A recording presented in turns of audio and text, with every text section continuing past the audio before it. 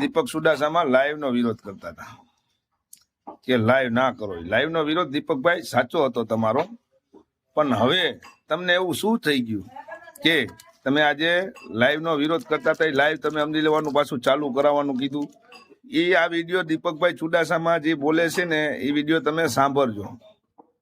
શેના માટે લાઈવ નો વિરોધ જે હતો એ સાચો હતો કે આપણા સમાજને એક સમજી લેવાનું, સમાજ વાટું સમાજને સમજી લેવાનું, આપણે નીચું જોવા જેવું ના થાય એની માટેની વાત હતી. મિત્રો, આપણે લાઈવ નો વિરોધ કરતો હતો.